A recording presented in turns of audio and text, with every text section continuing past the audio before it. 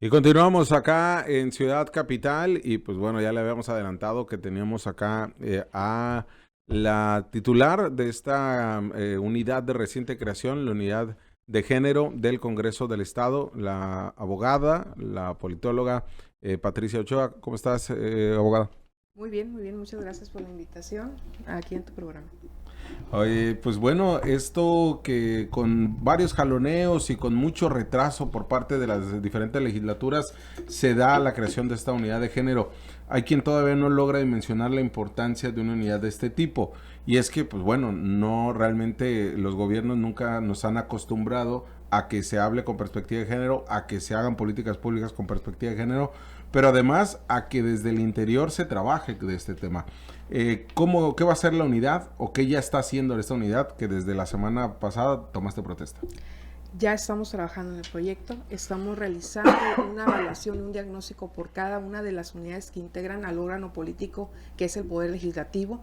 Era muy importante, Jorge y Eduardo, transversalizar a los órganos de poder que componen a nuestro Estado, es decir, el Poder Ejecutivo, el Poder Judicial y ahora el Poder Legislativo. Muy importante porque era necesario también permear cada una de sus áreas para conocer cómo es la comunicación hacia la sociedad, cómo se atiende a la sociedad y sobre todo cómo se va a legislar a las normas y qué características debe de tener cada una de estas normas jurídicas que deben de incluir la perspectiva de género. Y se ha hablado mucho de qué es la perspectiva de género. ¿Cuál va a ser la función o qué es lo que dice nuestra ley orgánica referente al tema? Bueno, es institucionalizar y transversalizar la perspectiva de género dentro del órgano de político que tiene el Poder Legislativo. ¿Y qué implica entonces todo eso?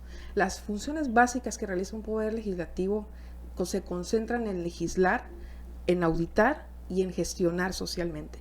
¿Y eso qué implica? Bueno, en primera, las comisiones deberán de mandarnos dictámenes para evaluar precisamente si cumplen con las características de una perspectiva de género. En segunda, si la auditoría está realmente realizando todas las funciones de revisar la planeación con perspectiva de género que el Ejecutivo debe de programar en sus metas y acciones anuales. Luego, la gestión social, cómo vamos a atender a las mujeres y a los hombres que asisten al Congreso del Estado para solicitar apoyos sociales. También eso vamos a crear una metodología, un protocolo. Hacia el interior hay bastante trabajo que realizar.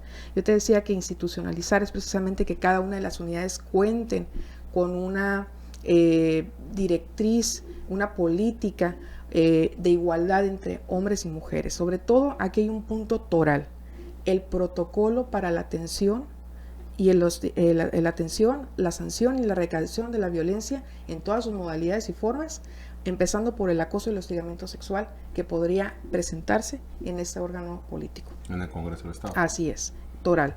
Luego también tenemos que crear un plan de acción y el reconocimiento dentro de su plan institucional en donde se vayan a basar todos los programas y las acciones que se deberán de hacer.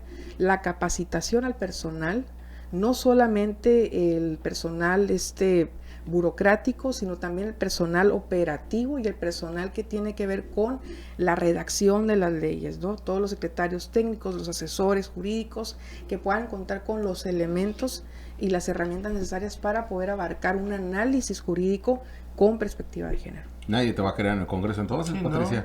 ¿No? Bueno, hay muchas cosas que yo sé que son desafíos, pero sabes, la sociedad lo necesita, lo exige, lo vemos cada día.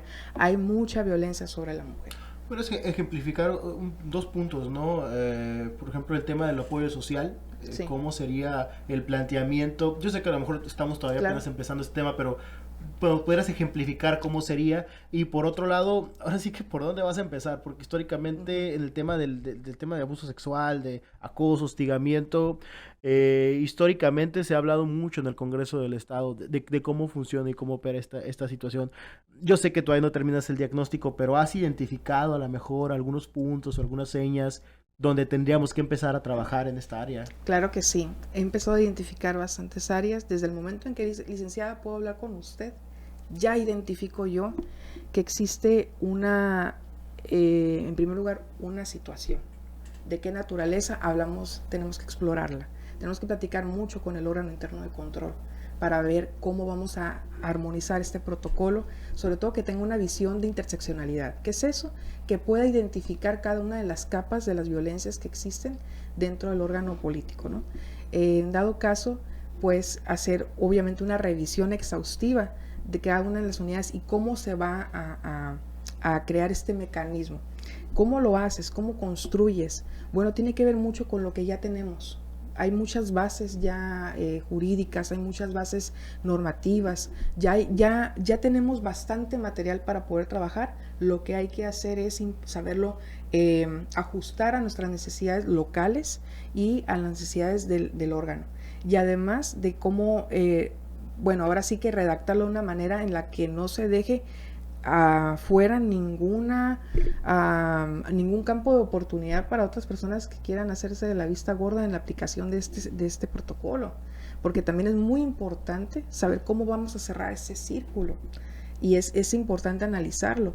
Me gustaría que fuera un protocolo que lograra atender y sancionar verdaderamente las violencias dentro de la institución, ¿no? Sorprende que ahorita al día de hoy no haya ese protocolo. No. O sea, ¿te sorprende a ti que digas cómo es posible que no tengamos un protocolo de No ese me tipo? Sorprende, Jorge, porque esto ha sido una lucha histórica, sí, que se da precisamente para generar cambios. Hay un código de ética al interior, pero este código de ética no está armonizado con muchos aspectos de la perspectiva de género. Como el código de la FIFA, ¿no? Sí. Ahí está, pero nadie lo respeta. Sí. Oye, lo que decía Villa del tema de los... Sí, el Congreso, de cómo distribuir el tema de los apoyos. El tema de los apoyos sociales es muy importante porque es muy importante saber cómo vamos a atender a la ciudadanía. El momento en el que cuando reciben a una ciudadana, un ciudadano, pues muchas veces están nada más los guardias al frente de esta administración y a veces ni reciben completamente la información, tienen que trasladarse a los módulos de atención que están, imagínate por ejemplo, si vienen a buscar al diputado Manuel Guerrero que está en el Valle, ¿cómo van a trasladarlos para allá? Y son personas que a veces cuentan con una vulnerabilidad. Entonces, creo que desde ahí debe de haber una atención. Y la atención hacia el público es también otro de los focos importantes a atender, que incluya la perspectiva de género y también la inclusión social. Porque hay algo que pasa con la perspectiva de género. Es muy amplio.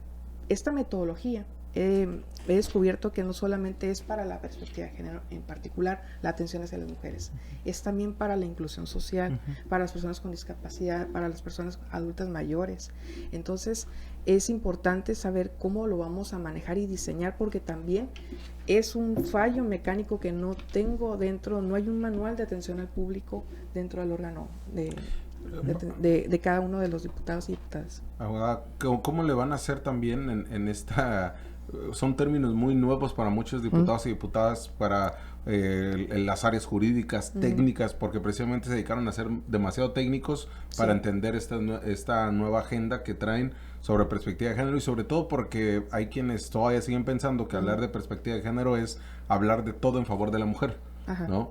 ¿Cómo hacerle para cambiar o darle ese viraje? Necesitamos desentrañar el término, desentrañarlo, analizarlo, digerirlo, prepararnos con documentación, prepararnos con análisis, con capacitaciones, con conferencias, con talleres. Yo creo que el taller para mí va a ser algo básico dentro de esta organización. Vamos a lo mejor a crear precisamente estos insumos, estos materiales que tengan los elementos adecuados para un secretario técnico y a sus asesores, ¿no?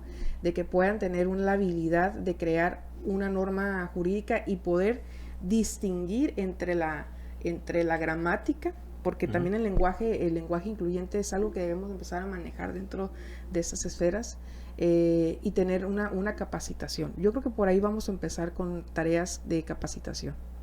Abogada, pues muchas gracias por estar acá y seguiremos hablando de esta unidad, y vaya que le vas a pisar muchos callos no solamente al personal, sino a diputados y diputadas, Cuando te das el tiro con los diputados. Claro. Eso va a estar bueno. Sí. Claro. Vas a sufrir tú la violencia misma, Oye, ¿no? Probablemente me voy a preparar para que no sea así. Y cuando lo logre, cambiamos legislatura. Venimos con todas las pilas, con todas las ganas de agredir mujeres. Sí. Pues muchas gracias, de verdad, porque además es un paso importante que da el Congreso local, que hay que reconocerle, pero pues falta todo este andamiaje que van a ser muy técnico de trazar el lápiz. Afortunadamente, le digo, está una persona preparada como tú, Patricia, pero sí, pues hay una barrera enorme, un muro. Sí. Muchos años. Sí, a rato espero no traer guardias de seguridad o algo, ¿no? Porque luego vamos se a da. Pifias y Voy a estarles al tanto informándoles de cada uno de los pasos, ¿eh? Quiero informarle a la sociedad porque el buen juez por su casa empieza. Entonces, si aquí dentro de nuestro órgano político manejamos la igualdad hacia afuera, seguramente veremos esos resultados. Perfecto. Son los ecos de la nota capital. Ciudad Capital. Las voces de la ciudad.